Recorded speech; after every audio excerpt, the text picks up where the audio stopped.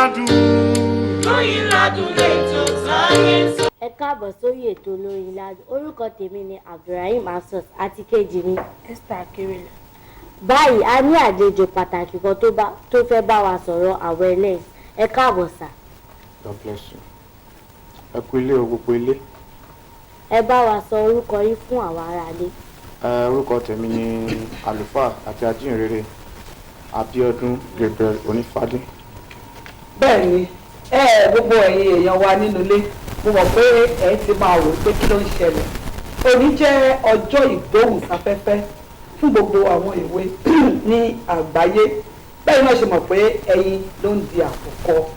Àwọn ìwé ìsìn àwọn náà máa gba iṣẹ́ ẹ̀ lọ́wọ́ wa, wọ́n máa ṣe ní ọjọ́ iwájú. Ìdí nìyí ní gbogbo àgbáyé tó fi ya ọjọ́ kan sọ́tọ̀ pé ká fún wọn ní oore ọ̀fẹ́ káwọn náà kan tiẹ̀ dánwò wọ́n ṣàyẹ̀wò pé àwọn nǹkan tá à ń ṣe ẹ rí i pé àwọn náà ni wọ́n ṣìde ètò tí Lóyin Ládùn lórí abala tí a wà báyìí Absor Abdulrahim pẹ̀lú Esther Akérèlé àwọn náà ni wọ́n máa ṣe atọ́kùn bàbá wa tí wọ́n bá wa kọrin tí a fi ṣìde àwọn ní evangelist Iṣẹ́ Olúwa Òjó bàbá wa táwọn wà lórí ètò tó fẹ́ bá wa sọ̀rọ̀ àwọn náà ni Pastor Gabriel Abíọ́dún Onífádé tó wá láti ìjọ The Throne of God Glory and Salvation International Outreach tí ó wà ní Matogun ní Òjòdú Bàgà ibẹ̀ ni wọ́n ti wá gbogbo àwọn nǹkan tó fẹ́ bá wa sọ gẹ́gẹ́ bí ẹ ti mọ̀ pé a ti bẹ̀rẹ̀ àwẹ̀ Lent tí àwọn kìrìsìtẹ́nì máa ń gbà fún 40 ọjọ́ ó ti bẹ̀rẹ̀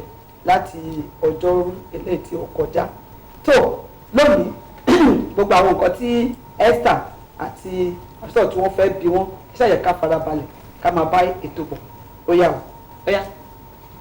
Kí ni pàtàkì àwẹ̀ gbígbà?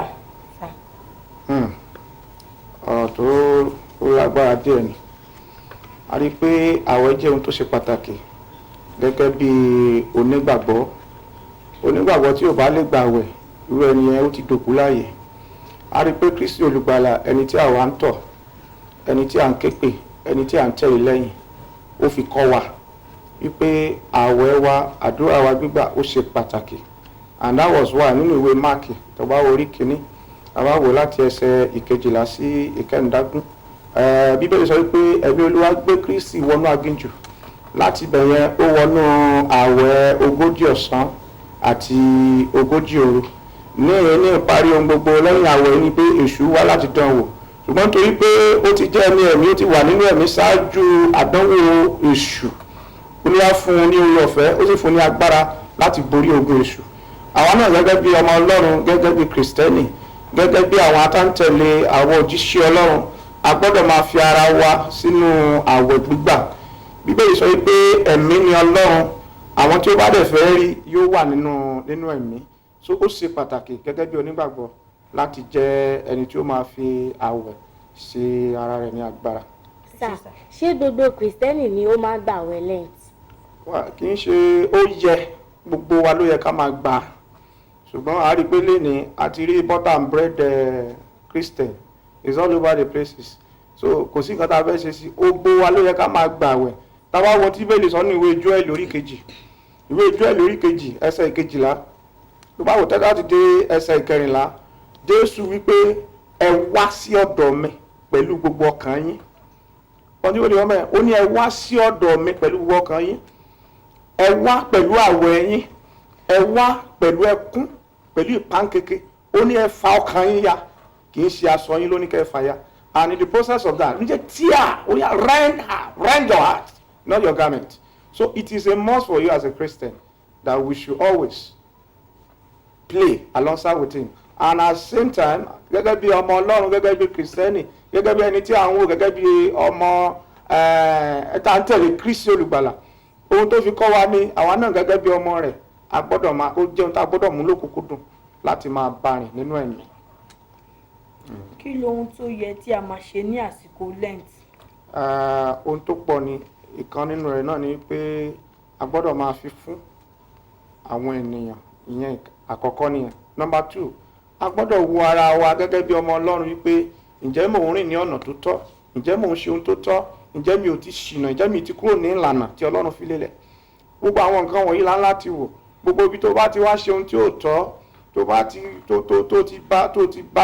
bá tara ẹ jẹ́, torí kò sẹ́ni tó lè bá tọlọ́run jẹ́.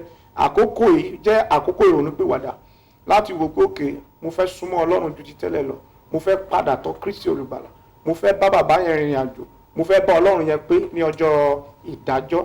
So àkókò yìí jẹ́ àkókò tó jẹ́ pé a gbọ́dọ̀ fi ara wa jì, ó jẹ́ àkókò tá a gbọ́dọ̀ súnmọ́ Ọlọ́run, ó jẹ́ àkókò tá a máa fi fún ènìyàn, ó jẹ́ àkókò tá a gbọ́dọ̀ wo gbogbo àwọn àìṣedédé wa tá a ti ṣe sẹ́yìn láti ṣe pé òkè mi ò ṣe mọ́, I want to move closer to God, and by so doing ó tún wá jẹ́ àkókò tó jẹ́ pé a ní láti jáde láti wá àwọn aláìgbàgbọ́ ká mọ́ wá kó nínú òkùnkùn ká mọ́ wá sínú ìmọ́lẹ̀, nítorí pé àwa tá a ti rí ìgbàlà Bíbélì sọ pé ẹ wá ìgbàlà fún ẹlòmíràn.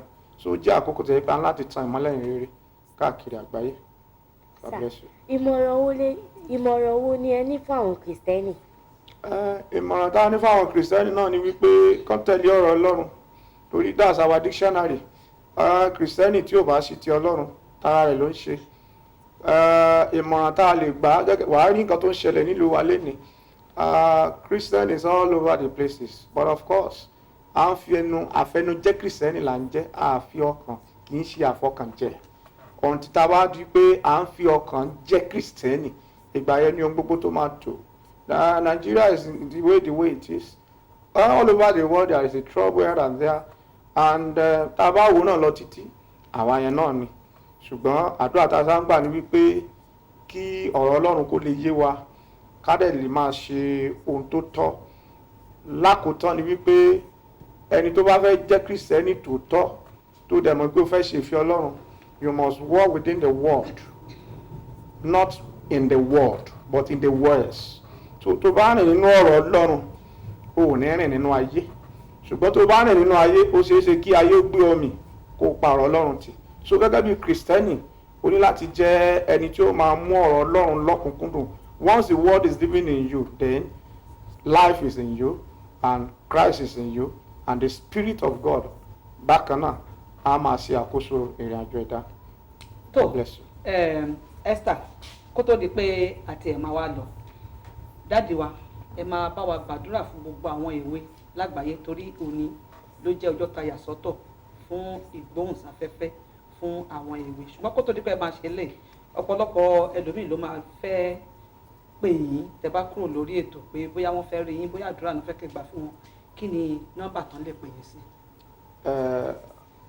081 64 67 05 43.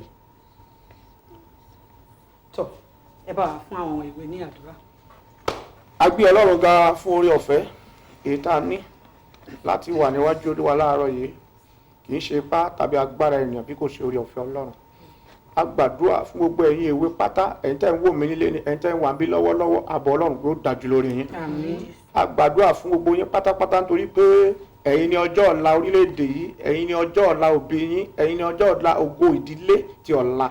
A súre fún yín gbogbo ẹ̀yin èwe pátápátá tẹ́ wà ń bí ni, tẹ́ wà ń lé ni, ní orúkọ Olúwa ẹ ò ní àánú sìnkú ẹnikẹ́ni. Àmín. Ètò tí Ọlọ́run fi dá yín gan, ìrírí tí Ọlọ́run fi dá yín wá sáyé ní orúkọ Olúwa yóò wá sí ìmúṣẹ. Àmín. Agbára tàbí ipá òkùnkùn kò ní borí ayé yín. Àmín. Ìran bí alábí lórí yín ọ̀run yí dànù. Àmín. Gbogbo wa má ka gbogbo èròǹgbà àwọn ìkànnì nípa tí yín lórúkọ Jésù kò ní wá sí ìmúṣẹ. Àmín. Àkókò lẹ́ǹtì yìí a fi súre fún yín gbogbo ọkàn pátá àti gbogbo àwọn tó ń wojú Ọlọ́run fún àwọn èso rere pátápátá Ọlọ́run yóò dá yín lọ. Àmín. Ìbéèrè yín pátá Olúwa yóò mú wọnú àṣẹ lọ. Àmín. Ẹ ó sì máa ní ẹ̀rí ńlá. Àmín. Bẹ́ẹ̀ ni yóò sì rí. Àmín. Ògo ní forúkọ Olúwa. Hallelujah. Gbogbo ẹ̀yin ìwé pátá tẹ́ rí ọdún yìí níwòye ọdún tó ń bọ̀ tẹ́ ó tún ṣe àjọ̀dún ìwé bá lórúkọ Jésù, àwọn ò ní wá yín tì. Àmín. Ẹ ò ní dòkú láàrin àlá yín. Àmín. Bẹ́ẹ̀ ni yóò sì rí. Àmín. Ilé-iṣẹ́ NTA pátápátá a gbàdúrà fún ilé-iṣẹ́ kò ní jóná. Àmín. Gbogbo ẹ̀yin ọ̀gá pátápátá ẹ ò ní dòkú òjijì. Àmín. Gbogbo ẹ̀yin òṣìṣẹ́ pátápátá ẹ ò ní dá láàbò ara. Àmín. Ilé-iṣẹ́ yóò máa dàgbàsókè. Àmín. Bẹ́ẹ̀ ni yóò sì rí. Àmín. Àṣẹ́gun o. Àmín. Jésù Kristi Olúwa wa. Àmín, àmín, àmín lórúkọ Jésù.